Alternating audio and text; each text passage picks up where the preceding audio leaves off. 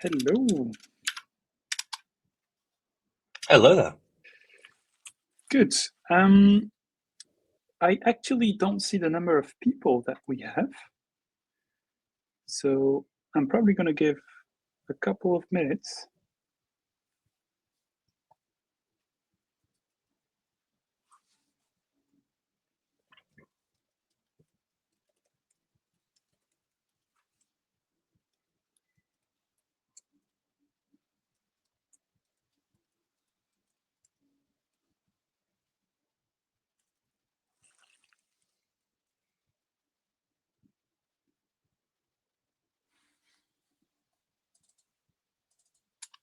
Okay. I think I'm being told we can start. So, hi everyone, and welcome. I'm Martin, partner at Dualoop, based in Brussels, Belgium.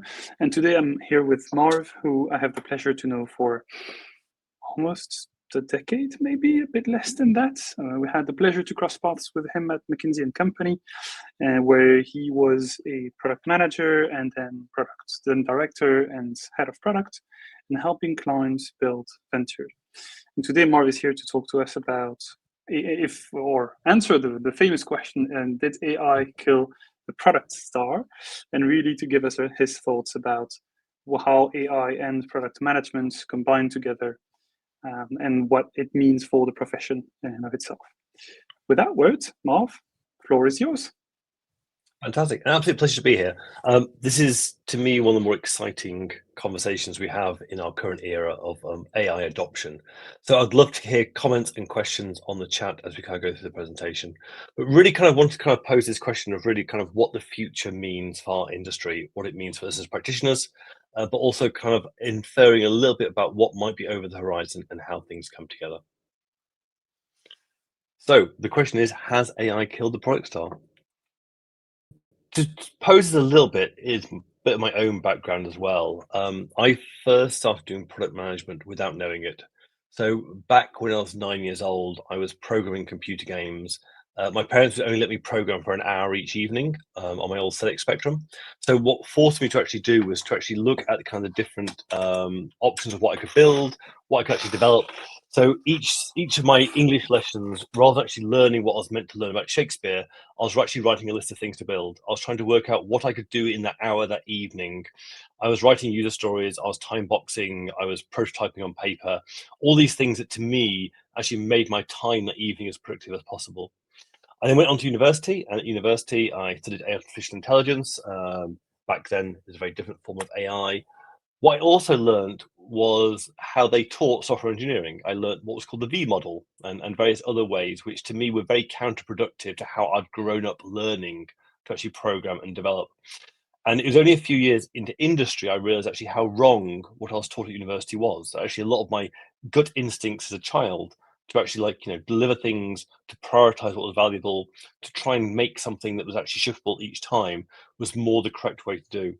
So over the last 15 years, almost a pet hobby of mine has been this fascination around like what drives product principles, what drives the practices of our industry, and really trying to uncover why we follow certain processes and don't follow other processes. During this time, I've led large product transformations across organizations. I've worked as CPOs of large corporations. But the heart of it has always come back to this question actually of how do people best deliver value? And I think what's generally exciting now actually is how do we see as we enter this new era of actually what it really means as product owners. Right now, product owners are quite a strange role. What's happening is that a lot of time is being spent on routine business processing. A lot of time is being viewed as being less valuable. Research is showing this ability that maybe 20% of product roles could be cut. A large percentage of us are concerned about what AI means for our future. Again, it really kind of poses this question actually, are we entering this end of product owners? Is this something which is actually almost existential crisis for us to actually deliver on where things are? And I think really it's worth taking a step back really first to think about like what's actually happened to our industry, like what's really gone wrong in product. What I see in many organizations when I've been involved with is product being very misunderstood. You've had a weird situation where business and technology didn't get on well together. So product was invented as a new silo, which neither got on well with. And so you've now got 3 silos equally dysfunctional.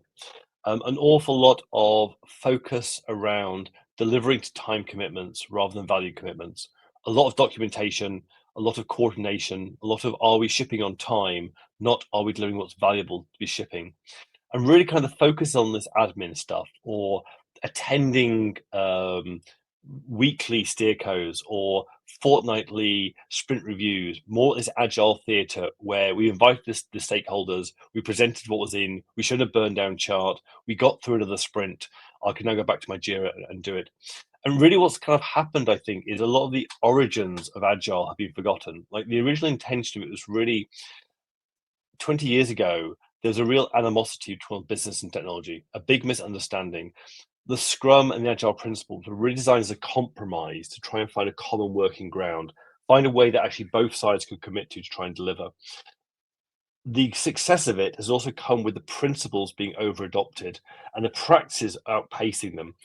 So I'll see a lot of times where people are entering pages and pages into a Jira story just because they're documenting what needs to be done to a level which goes way beyond the original intention of being a conversation. Sprint reviews being practiced for 2 or 3 hours before to make sure there's no issues and no questions being asked, and losing that idea that it's designed to be awkward, it's meant to drive these things forwards. So I think in many ways, a lot of what product does today is actually quite destructive and quite bad. Now, you'll find in most organizations right now, the smarter product owners are using ChatGPT to create their user stories. At the same time, you've got the smarter engineers using ChatGPT to take those user stories and try and generate code off them. So we've now reduced our role to one of simply copying and pasting between Jira and ChatGPT or Jira and ChatGPT and into Cursor. This is clearly not the solution. And I think the bigger challenge we now face as an industry actually is how do we step back from this, address the inadequacies in how we deliver right now, and think about what is the better opportunity to try and bring things forwards. I generally think there's a real opportunity to revitalize both how we deliver products, but also the satisfaction we get from our roles by rethinking this. Now, this is not the first time we've gone through a revolution. And actually, I think the Industrial Revolution brings us many, many realities. So the Luddites the phrase comes from the original times of the Industrial Revolution, where those who were involved in the cotton industry saw the advocation of technology taking their jobs, removing their artistry to a simple machine. And the Luddite Revolution was really an attempt to storm the factories, break the machines, bring back it to being a craft, and really try and go against the tide. And many of these Luddites formed quite a large revolution, a very violent revolution, which ultimately failed because, again, they were going against the tide of progress. I think it puts us into an interesting situation of going, how do we look at it and where do we see things as being right? Now, I think it's very easy for the Luddites to look at the technology, the loom on the printing press and go, this can't replicate our wisdom. A great example actually with AI is my daughter at the weekend asked Alexa, how long chicken can be kept in a fridge? Alexa very quickly responded with confidence and commitment, 34 days, which to me seemed quite surprising. And actually looking into it, the source material says 3-4 days, which a very enthusiastic AI interpreted as 34. It could have interpreted it as 3-4 and come up with -1 day as being the answer, but it makes a mistake. It hallucinates still at a level which we forget about because it becomes almost mystical how it achieves things. And whilst the early hallucinations were quite obvious, as we become more adopting into it, as we become more practiced in its usage, they get harder to spot. If you ask any ChatGPT right now, or even just a basic LLM, to come up with a cryptic crossword clue, on the surface it looks correct, but any immediate look into it, you realize how wrong it is. And in a similar way, asking it to create a backlog, create user stories, on the surface they appear quite good, but actually peering beneath them, you read them wrong. So again, we're in a situation right now, like the Luddites, where we can create a revolution. We can storm the castles, we can defy our organizations, we can dispute as ChatGPT and LLMs and Cursor as being the enemy of the future, and try and defend our craft of creating user stories, of creating tickets. And that's certainly a approach to take. But what I think is the answer is more, how do we embrace AI? How do we embrace technology and really look at those things that are the less valuable for us to do and try to bring the value back into our craft? And the way I'm trying to think about this is we move from being product owners to product thinkers. I generally think now that often the way Scrum is adopted in organizations is an anti-pattern. I think the role of product owner to simply be re-typing in JIRA issues that are being told is an anti-pattern. If we can try and get to a product thinking, a product mindset, we get into something a lot more exciting. Again, how do we shift with the use of AI to become more valuable things? The problem in the past has always been the difficulty in actually the time available. I meet product owners who want to do the more interesting things. They read the interesting articles, they see the inspirational TED Talks, they want to get more involved in these aspirational things. But the bureaucracy, the time management slows them down. But how do you switch to an outcome focus where we're spending more time problem solving, more time shaping the why, more time owning the mission, and ultimately leading with purpose of what we want to achieve? That's the role we want to achieve going forwards. And I think what AI gives us is chances to unlock and deliver things that are better forwards. Now, the shift towards this is quite hard. And I think part of it is that we are challenged in our roles. It's unusual to find anyone who is not now sneaking ChatGPT into their day-to-day life, but it still requires quite a confidence to commit to it in a professional sense as well. But I think reflecting upon it, the reason why it's hard is we've kind of fallen ourselves into a wrong trap. Firstly, we're optimizing for the wrong game. In most organizations now, producing number of lines of code, producing number of user stories, having a nice burn down chart is seen as success. Success is often seen as doing the job, not doing the job right. We lose sight of the outcomes, we lose sight of the achievement. I think also the more we relegate to AI, the more we start to lose control. And there's this false comfort as well about where things are. So we are tracking deliveries, but are the deliveries really being successful? And at the same time, if simply ChatGPT can create a backlog, what's our role anymore? And we look at our calendars, we're busy, we're trying to deal with everything at the same time. How do you kind of bring this all together to be successful? And AI doesn't just replace, it fundamentally changes. So in the same way that it makes no sense now for you to be creating user stories to be passed on to engineers to use ChatGPT to turn them into code, we try to think about how it changes how we think about these things, to take a step back and reflect upon it. So it is a very big fundamental shift, and often we hadn't had the time to reflect upon what this actually means. So how do we embrace this change when actually we're struggling with our data anyway of the business trap to actually move things forwards? So I think human AI collaboration has real potential. Like actually looking at like where things come together, I think it's how you think about there being an AI brain and a human brain working together. So actually, the AI brain is very, very good at certain tasks. Now, historically, computers were amazing at calculations, but very bad at the human logic, as we'd see it.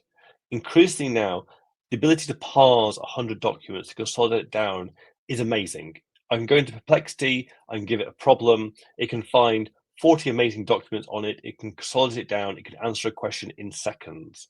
I can't rival that. So how do you use the left side, the AI brain, to solve these things, to try and bring in a draft version, to bring in something effective, to produce summaries of user insight, to bring valuable information, produce reports for me to consolidate information. That is a tool and a brain that I can leverage in a really effective way. But one of the challenges is that it doesn't know what great looks like. And I think the work that I've done has shown this really quite true, that whilst it can create a very good approximation of the right answer, unless you know what the right answer should tend towards, it's very hard to shape the direction of it. So I think what becomes really important actually is how the human brain interacts. How does it consolidate? How does it challenge? How does it bring that critical thinking together? How does it try and work out where things are? And how do you bring your own experience and expertise into the problem? A great example of this is probably this visual was created by an AI. Looks on the surface correct, but hidden within it are spelling mistakes, are missed parts of text, are poorly aligned information. It requires that validation that only the human can, but more importantly, it requires that sense check to refine it and bring it together. So I do think we're into this world where collaboration together produces a more exciting result, but it's knowing how to bring it in the right way. And that's why I think this idea that the future is product thinking is moving away from being product owners into product thinkers. AI can accelerate product delivery. And again, early adopters are already showing big advantages to its usage. We can see organizations benefiting from it. We can see PM's productivity increasing. The average is 40% from the surveys that have been done, and that's the average. Those that are using it poorly will be lower. Those that are using better are higher. But more importantly, the valuable stuff you're working on, that's more enjoyable, that's more challenging, that's game-changing. So the more valuable stuff you work on, the more impressive the results can be of this combined brain bringing things together. So I want to try and think a little bit about what looks beyond today. So whilst good today is leveraging an AI to help consolidate and collaborate with you in your work, where does this go to next? And really want to talk about these at least 4 themes to try and end this talk around kind of where things are. But again, I'm excited to get into the conversation where we actually start debating this and getting into where it really matters. I think the biggest lack that PMs have today is that we don't have time to focus on the why. The amount of time spent coordinating, liaising, running agile theatre, updating Jira, tracking backlogs, responding to stakeholders' questions, all this information takes us away from this fundamental question of our role of why. Why is something important? If we can use an AI as a junior PM, if we can use AI to help refine and sort through it, if we can take care of the mundane for us, but also take care of the wider problems, we can focus more on the why. We can focus on the valuable aspects of really trying to understand where things are. We can consolidate, we can challenge, we can bring out better views of where things are. And again, why I see this is going is that in 2 or 3 years' time, PM role will require you being AI savvy, not just in the products we build, but the way we build the products as well. So understanding how you leverage them in a responsible, useful way is going to become essential. So building up a consolidated knowledge, building up the right LLMs to use, building up the experimentation becomes essential in what we do. Creative collaboration. So actually, like, how do we use the AI's creativity and our creativity together? So one of the things that I often be involved with is brainstorming ideas on new ventures. Putting 10 people in a room with 100 post-it notes and spending 2 hours coming up with ideas is fun, but it's never going to get you as good a broad list as what an AI can generate in under 5 seconds. Now, combine the two together, we get something interesting. Individually, it's ineffective, but how do you bring the ideas of the site we can bring, the creativity, the responsibility for those to generate ideas into something that's more valuable? And I think thinking how we use both sides becomes really important. There's an interesting podcast called Cautionary Tales where they actually are using AI within HR. And what they gave 3 teams different levels of competent AIs. One was a very competent AI that could do the HR job very well. One was mid-level, one was terrible. The team with a terrible AI rejected it straight away and stopped using it. The team with the very good AI succumbed to it very quickly. They delegated all their work to it. So as a result, the Goldilocks team, the team with the average AI, actually produced better results because they didn't trust it fully. They knew it was fallible, so they would always be challenging and trying to improve the results from it. So I think it's how we collaborate together rather than individually becomes really important. I think what we'll also see is fundamental shifts in the way organizations work. It'll be quite clearly recognized that smaller, flatter, leaner teams working with AIs can produce much more. When we talk about MVPs, we used to talk about 3 months or 2 months or even a month. With things like Cursor, with V0, with Bolt, you can produce an MVP in hours, in minutes, in collaboration with an AI. Now, it may be a very bad one, it may be a very good one, but really that chance to innovate and deliver, that cycle time has now reduced exponentially. And that's going to produce a very different organization and very different processes. So smaller teams can now work much faster. Gartner's making predictions around the PM roles could shrink as we remove these layers. But again, I think it's the bad side of product that goes away. I think the good side of actually collaborating with AIs, building these AIs, creating AI solutions, this will grow. So if we can get bought into this side of actually like how do we collaborate, how do we grow, the exciting side of it comes together. And underlying all this remains the learning. What generally excites me is that for the first time in a long time, I'm seeing our disciplines shift and move in completely different ways. When I was first into computing, it was a very tedious but enjoyable process to bring a bit of code together. At the time, it was still a long process to get that satisfaction. In the last 18 months, the ability to create applications in minutes rather than months, to create brainstorming ideas in seconds rather than days, to validate and test synthetically ideas, these are groundbreaking ideas. Some of them will fail. Again, the responsibility side, the allegations around if AI can be creative or not, are always going to be an issue of it. You'll see organizations go bankrupt because they overused AI, but also organizations fall behind because they didn't use AI enough. But keeping constant, understanding what the technology is doing, understanding where things are, becomes really essential in how we move these things forwards. And like any adoption curve, which is product people we should be familiar with, it's about how you become early adopters. So I think it's a choice we have to make individually around on what side of the chasm are we going to be? Are we going to adopt early? Are we going to embrace it? Are we going to experiment? Are we going to learn the shortcomings and the benefits of using AI? Or are we going to be more the tail end, the laggards, the ones waiting to be told and pushed into it as well? My personal view is I'm trying to be as forward thinking as I can. I'm trying to use AI as an opportunity in everything I do to validate where it can be. Sometimes it's terrible, and sometimes it costs me more time than it solves. I've been working on an AI code where the bugs it's created have definitely cost me 10 times as much as coding myself. At other times, it's solved a problem not just 10 times quicker, but maybe 5 times better than what I've done in the time period as well. And the saving comes together. The more we can experiment, the more we can learn, the stronger we become as product thinkers. So we try to think what the first steps of this are. So embracing this AI future is going to be really important.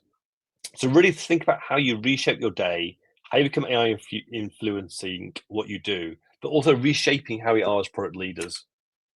I think one of the first ones actually is trying to rethink where we are. The way I try and think about things, a little bit borrowing from Six Sigma, is that typically there's some big brain activity. There's the really valuable stuff, which we don't do often enough. There's small brain, there's boring, and there's wasteful. So the big brain stuff, how do you amplify that? The stuff that's really valuable. In your typical week, maybe only a few times each week, do we really do something which is like, this is a leapfrog moment. This is really a breakthrough moment.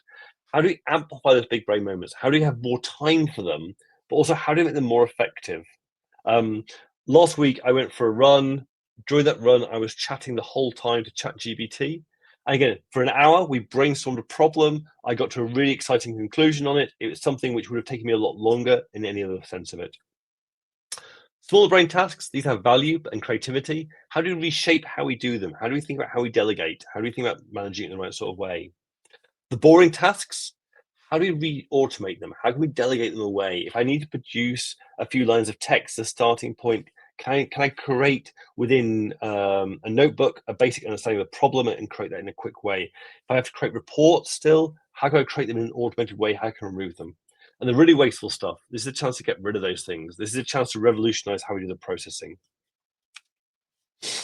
Also, the AI fluency. To me, as an industry, we've maybe over-indexed on chat conversation. The simple conversation between us and a large language model is magic. But probably it's over-dominating how we think about where these things go.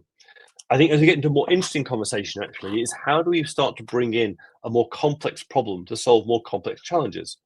So a very simple example is not just have the AI come up with ideas, but have a second AI challenge those ideas. Or have one AI focused on the human interaction, the other AI focused on actually how it brings this together, how it researches information, how it makes things effective on where they bring it together.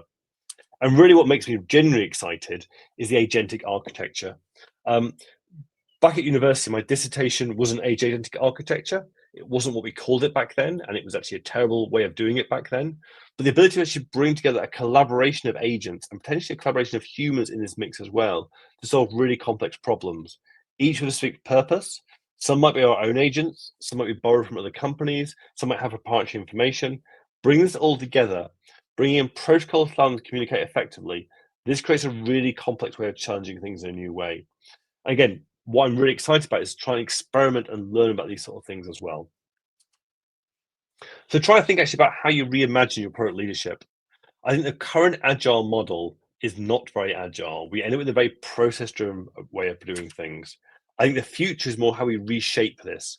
So start thinking more about the why, spending more time about the storytelling, think about how we discover rather than deliver, orchestrating the people, the AI, the processes, really bring impact in a way of things come together.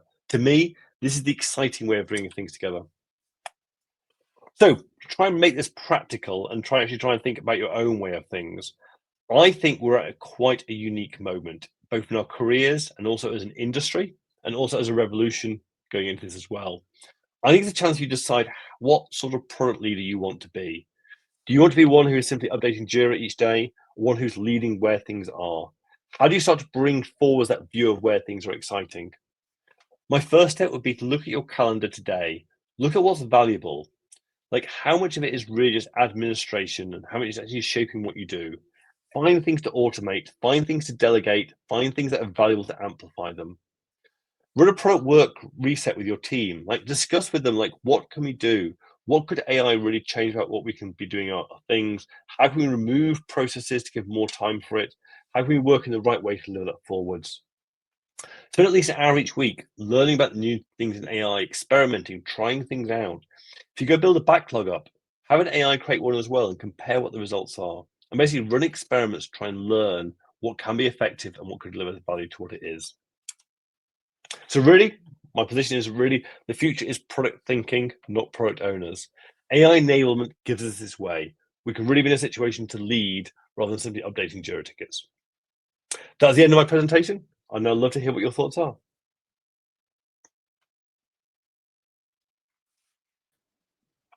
Amazing. Thank you, Marv. Lovely. Really relates to what you've said. As we have some people in the meeting, if you have any questions, please feel free to share them in the comments section. But in the meantime, I'm just gonna shoot my own. The first one I have is, so AI has now taken some of the, I would say, operational small brain activities that you described, right? And what is your view as to with the evolution of AI models, do you see them going towards more of the big brain activities? And if so, what do you think will remain, quote unquote, the mode of humans in product management? Sure. So I think we'll see almost quite quickly a divergence actually in the AIs we use. I think we'll end up with more complex large language models, more complex ones that can bring in more information. So what's interesting is you compare ChatGPT 12 months ago to what ChatGPT with deep research can now do. So if you send off a deep research request, it asks you a lot of qualifying questions. It then goes away in a corner for 20 minutes and comes up with quite a profound answer to most trivial questions. And I think that you'll see a lot more of that. So actually, like if we're trying to innovate a new problem area, actually be able to send an AI off to do research, to bring in analysis. It may even commission its own surveys, so doing research, but like it can go off and solve a large amount of initial problems and bring together a really interesting starting point. That's quite exciting. And the other side you'll see is small language models become more effective, where you end up with very targeted, very quick models as well. I think it's interesting now, we're kind of into that point where if your internet connection goes down, you don't have access to OpenAI or ChatGPT, it's almost like, well, how do I start solving problems? And in the same way that, for programmers, 5 years ago, without access to Google, they were struggling to remember how to do while loops in Python. And I think that's the thing where you'll start to see like small language models, which are very efficient and quick to run on our phones, on our laptops, embedded in software, taking care of routine things where we almost forgot we used to have to manually do these sort of tasks, like incoming email, prioritizing and putting into tasks and that sort of thing. So to me, these two diverging things are going to almost make a very different world in which we live in, because what become a lot more important actually is us taking a sense of pride in how we prioritize and focus where things are. We'll be setting off these complex AIs to solve more interesting problems to come back after a long period of time. These smaller AIs will be solving things in the background of where things are. But getting to the point where in a workshop, actually having a small AI taking notes in the background, a big AI listening in and doing off research and bringing interesting things together, that collaboration, we're not too far off. I think that's also quite an exciting place to get to. Yeah, that makes sense. Thank you. I think so. The mode really remains around the prioritization of the tasks and the ability to empathize with why do you care about this problem? Why is this a really an interesting problem to solve first, and then to use tools really as team members to some degree for you to solve those problems. Which kind of leads me into my second question, and I'll see if there are questions afterwards, which is, as a product owner, the way I grew, and it doesn't mean it was the right way, was I focused on the processes first, right? I was taught to write user stories first, and then to make sure that they had acceptance tests and so on and so forth. And as I was doing that, I grew up in understanding that actually what I should be doing is focusing on the why and why are we trying to solve this problem, what's the outcome that we're trying to move, and so on and so forth. So that was my path towards, and I think it's representative of quite a few product owners out there, towards product management. So how do you see the evolution of growing people into a product role with AI taking some of that, I would say, easier process-oriented way of working? Yeah, I think one of the things I find quite fascinating is that principles are often more elusive to discover, but more universal, whereas practices are easier to hear about and easier to follow. So Mm-hmm. the principle of, as product people, we should be delivering value is a quite simple principle, but it's very hard to follow as a practitioner. Whereas actually being told to write down a series of user stories, to write down some acceptance criteria, that's a practice that's quite easy to follow. What's interesting actually is you actually read the Scrum guide. It doesn't mention anything about user stories, doesn't mention anything about story points. There's a single elusive line that says a product owner's responsibility is to order the backlog by business value. It gives no hint how to do that. And most organizations don't themselves know how to value what they need to value anyway. So it's challenging for a product owner to do that. It's impossible for an AI to do that. So I think there's something really important around spending time to understand the principles of our craft. Like, why are we doing these sort of things? And I think these are things that kind of got lost a lot. And, you know, if you're trying to run a marathon, it's very easy to follow a routine of like, well, you know, if you run 10K each day, it's going to help you. And in the same way that, you know, running a retrospective is going to help you as a team.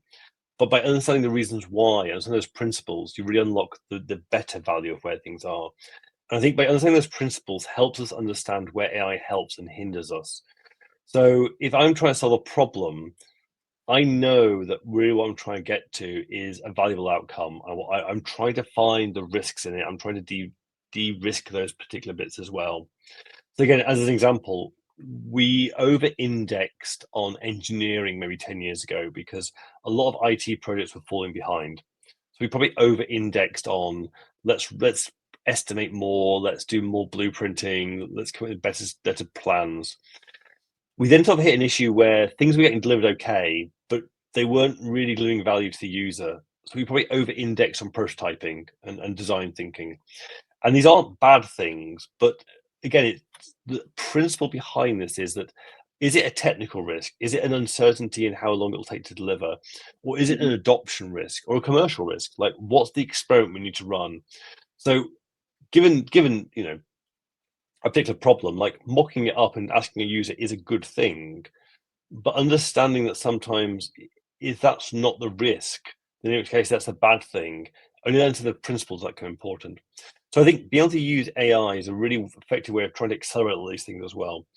When they built Concorde, Concorde was only aerodynamically tested maybe a dozen times because it was so expensive to test the aerodynamics. You had to build a new model, put it in a chamber and test these things.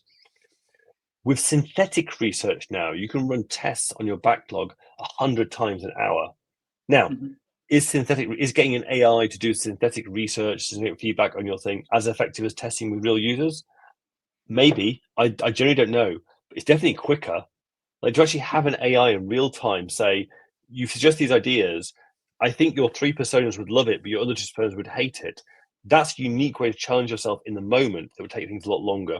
So I think the ability to understand that I'm trying to deliver something value, de-risk the delivery, make things understandable. How can I use AI to solve those parts of that problem? What are the practices it can apply? To me, that's the real thing. That's generally quite exciting where things are. Yeah, completely agree with you. Just gonna ask again if there's any questions. Feel free to shoot them in the comments section. What are some of the interesting discoveries that AI tools that you've maybe used or played with recently in your craft as product or when you're working with clients to look at some of their AI initiatives? I think we're in a very interesting place right now. I think I get, you know, one of the classic problems actually is a product person, you see everything as a product and you get very frustrated by where things are. I think most of the tools out there show promise, but ultimately frustration. So with things like Bolt, V0, these are ones where you can basically give it a very vague understanding of a problem. It'll build you an app in minutes. it's good, but the minute you want to do anything complex, it's quite hard because again, it gets you a certain way, but it doesn't get you all the way. Likewise, you look at things like Cursor AI, its ability to actually develop code is amazing. Also, its ability to create bugs is also equally amazing.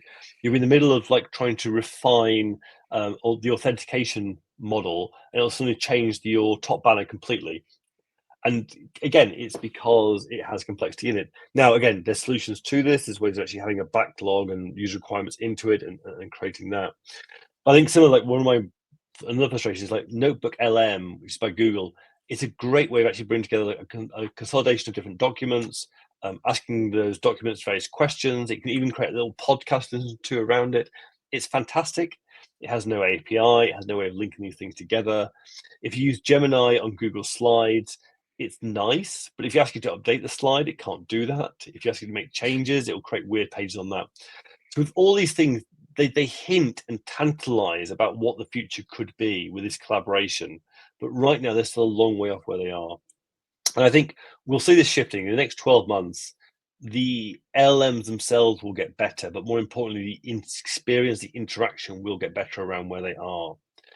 But I think fundamentally, we've still fallen down this bit of a rabbit hole around like chat being the right answer. And I think it's one of these shifts where often we're working on a problem, like in our lives, work or professionally, there's maybe 3 or 4 big things we're working on.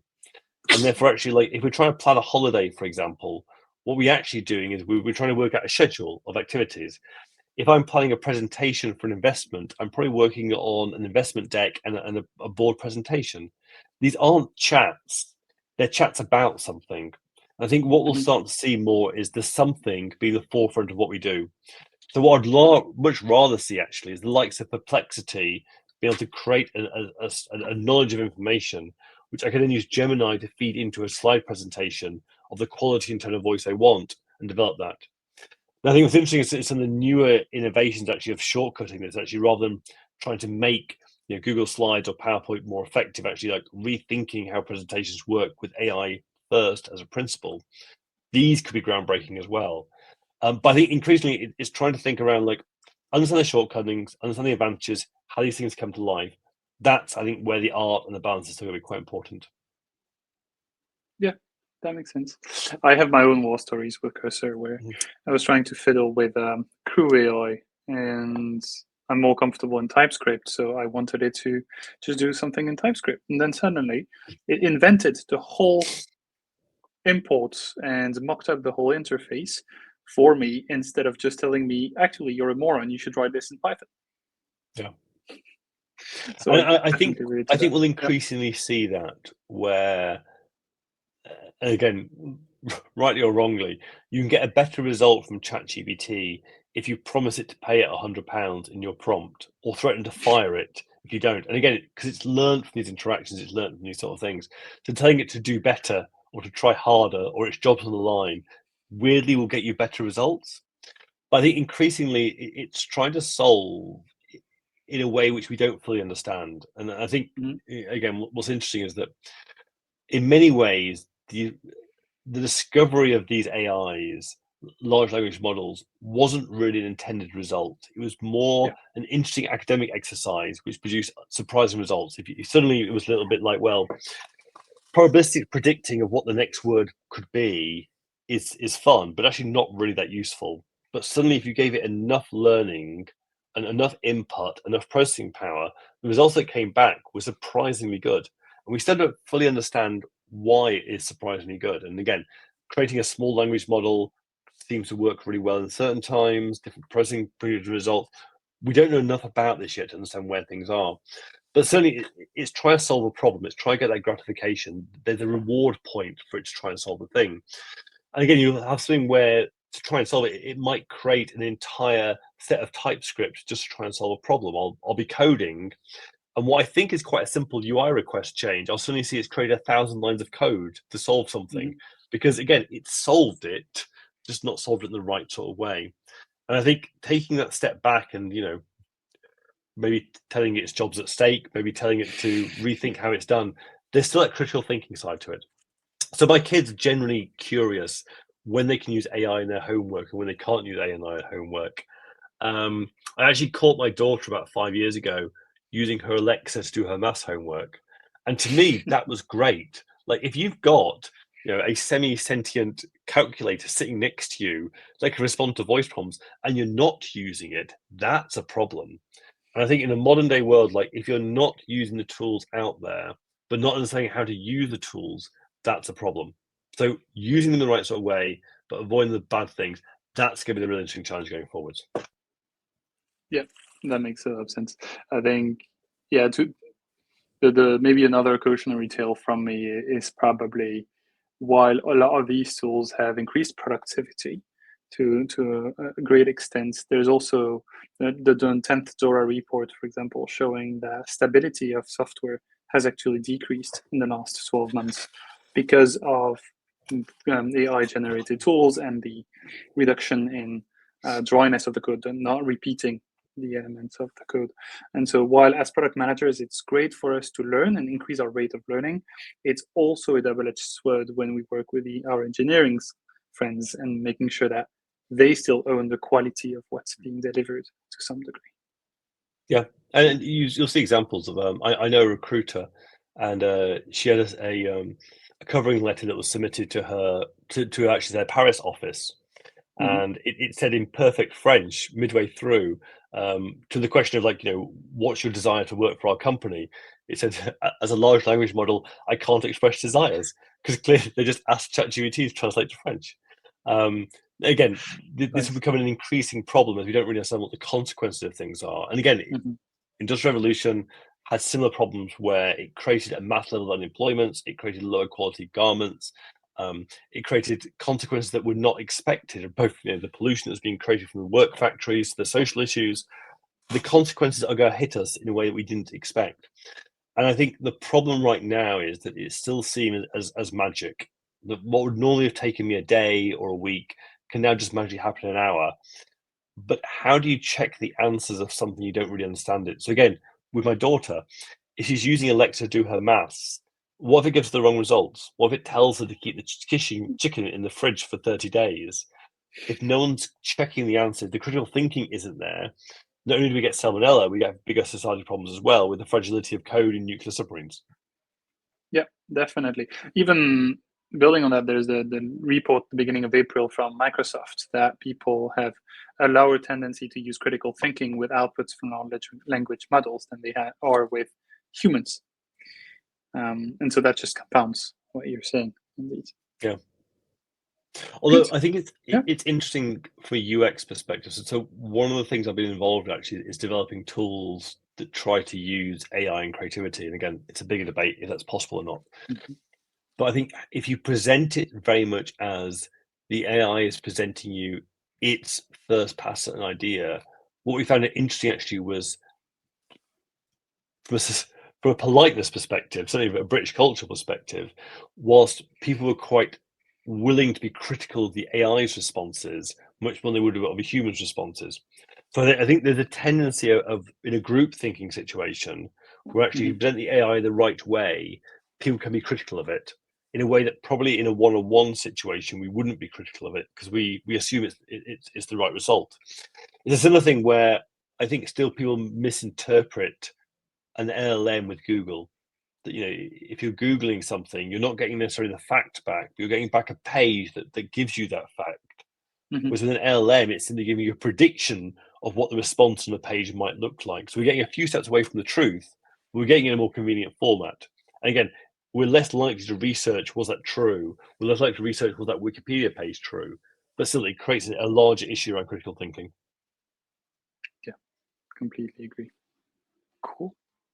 Thank you very much. I don't think we have comments, and it is beautiful weather out there, I believe, and in the UK and in Belgium. So thank you very much, Marv, for the conversation. I hope everyone who attended enjoyed this, and we'll see you in the next Product Apéro. Fantastic. Absolute pleasure. All the best, everyone. Thank you.